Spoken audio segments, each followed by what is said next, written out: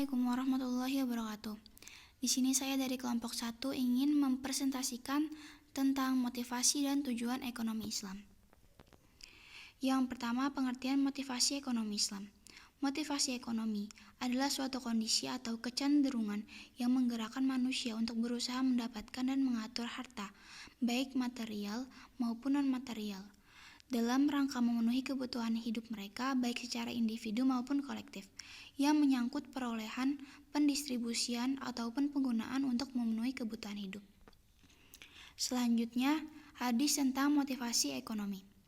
Hadis yang pertama berbunyi, An Amiril Mukminin Abi Hafsin Umar bin Khattab radhiyallahu an qala sami'tu Rasulullah sallallahu alaihi wasallam yaqul innamal a'malu binniyat wa innamal likulli imri'in ma nawa faman kanat hijratuhu ilallahi wa rasulih fahijratuhu ilallahi wa rasulih wa man kanat hijratuhu ila dunya yusibuha wa imra'atin yankihuha fahijratuhu ila ma hajara ilaih, muttafaq alaih.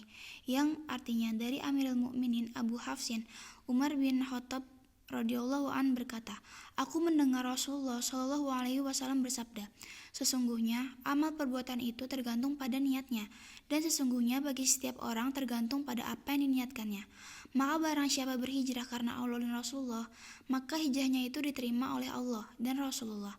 Dan barang siapa hijrahnya karena keuntungan dunia yang ingin diperolehnya, atau perempuan yang hendak dinikahinya, maka hijrahnya itu terhenti pada apa yang ia niatkannya.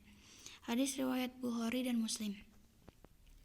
Hadis yang kedua berbunyi, An Abi Sa'idin Khudri radhiyallahu an inna nasa minal ansari sa'alu Rasulullah sallallahu alaihi wasallam fa'atahum summa sa'aluhu fa'atahum summa sa'alu fa'atahum hatta nafida ma indahu faqala ma yakunu indi min khairin falan addahirahu ankum wa may yasta'fif yu'ifahullah wa may yastagni yughnillah wa may yatasabbar yusabbirhullah wa ma'ati ahadun ata'an khaira wa awsa'a minas sabar.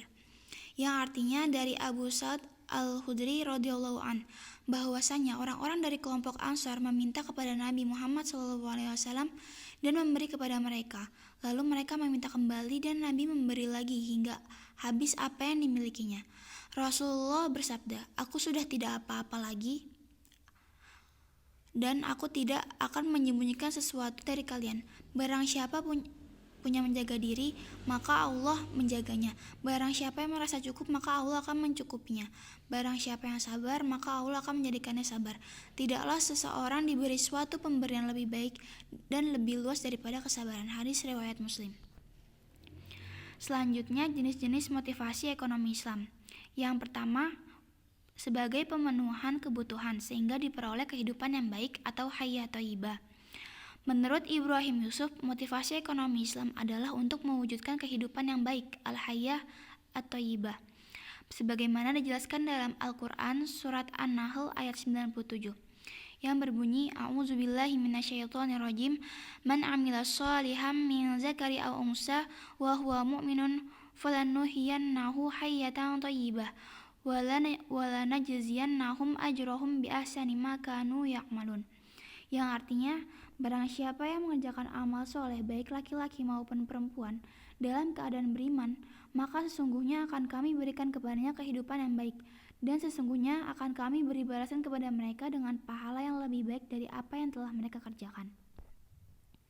Yang kedua, sebagai penghasilan yang diperoleh dari sumber yang baik dan dalam rangka untuk memperoleh keberuntungan umat manusia atau falah. Kegiatan ekonomi dalam Islam dimaksudkan untuk memperoleh keberuntungan dan dari sumber yang baik. Dalam Islam telah diatur sumber-sumber ekonomi yang baik atau halal dan yang tidak baik atau haram. Allah memerintahkan supaya umat Islam memperoleh dan mengonsumsi rezeki dari sumber yang halal. Dijelaskan dalam surat Al-Baqarah ayat 172, Allah Subhanahu wa taala berfirman, A'udzubillahi minasyaitonirrajim. Ya ayyuhallazina amanu kulu min thayyibati ma razaqnakum washkuru lillahi in kuntum iyyahu ta'budun. Yang artinya, hai orang-orang yang beriman, makanlah di antara rezeki yang baik-baik yang kami berikan kepadamu dan bersyukurlah kepada Allah jika benar-benar hanya kepadanya kamu menyembah. Yang ketiga, distribusi pendapatan dan kekayaan yang adil dengan memberikan nilai yang sangat penting bagi persaudaraan dan keadilan sosial ekonomi. Dalam ekonomi Islam diajarkan agar pemenuhan kebutuhan ekonomi ditunjukkan untuk memenuhi ridho Allah dan menolong sama manusia. Oleh karena itu, mengakumulasi kekayaan sebanyak-banyaknya hanya untuk pemuasan kepentingan sendiri dilarang dalam Islam. Sifat serakah merupakan salah satu sifat tercela. Sebaliknya, Islam mengajarkan agar mengeluarkan sebagian harta yang dimilikinya untuk kepentingan sesama, baik melalui zakat, infak, sedekah, dan sebagainya, sehingga kekayaan tidak terakumulasi pada segelintir orang yang saja. Allah Subhanahu wa taala berfirman, "Ma'afallahu 'ala rasulihi min ahlil qura falillahi walirrasuli walizil qurba wal yatama wal masakin wa ibnis sabil kay la yakunu dullah bainal aghniya minkum wa ma atakum rasul fahuzuhu wa ma nahakum anhu fantahu wattaqullah innallaha syadidul iqab." Yang artinya, agar supaya harta itu jangan hanya beredar di antara orang-orang kaya saja di antara kamu.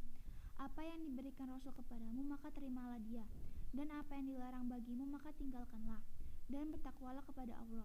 Sesungguhnya Allah sangatlah keras hukumannya. Quran Surat Al-Hasyr ayat 7. Selanjutnya, terciptanya pertumbuhan dan stabilitas ekonomi. Salah satu motivasi ekonomi Islam adalah terciptanya pertumbuhan ekonomi yang berkelanjutan, sehingga tercapai kesejahteraan masyarakat yang semakin meningkat pula. Pertumbuhan ekonomi yang menyebabkan kesejahteraan semakin meningkat merupakan salah satu tujuan ekonomi Islam.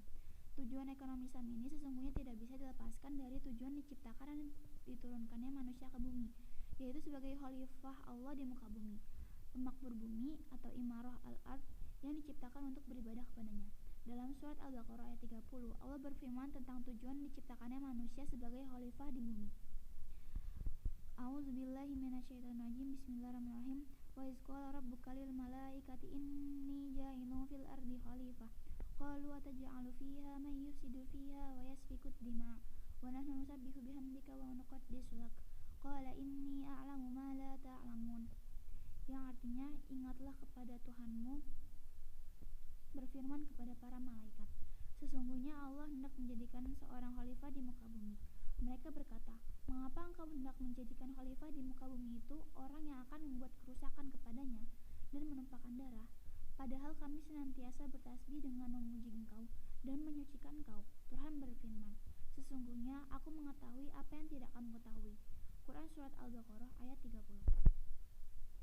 Selanjutnya, tujuan ekonomi Islam. Yang pertama, menyediakan dan menciptakan peluang-peluang yang sama dan luas bagi semua orang yang berperan serta dalam kegiatan-kegiatan ekonomi. Yang kedua, memberantas kemiskinan absolut dan memenuhi kebutuhan-kebutuhan dasar bagi semua individu masyarakat. Yang ketiga, mempertahankan stabilitas ekonomi dan pertumbuhan serta meningkatkan kesejahteraan ekonomi. Yang keempat, status khalifah atau pengemban amanat Allah berlaku umum bagi semua manusia. Tidak ada hak istimewa bagi individu atau bangsa tertentu sejauh berkaitan dengan tugas kekhalifahan itu. Yang kelima, dalam Islam, bekerja dinilai sebagai kebajikan dan kemalasan dinilai sebagai kejahatan. Yang keenam, individu-individu memiliki kesamaan dalam harga dirinya sebagai manusia. Yang terakhir, kehidupan adalah proses dinamik menuju peningkatan. Sekian yang dapat saya sampaikan, kurang lebihnya mohon maaf. Wassalamualaikum warahmatullahi wabarakatuh.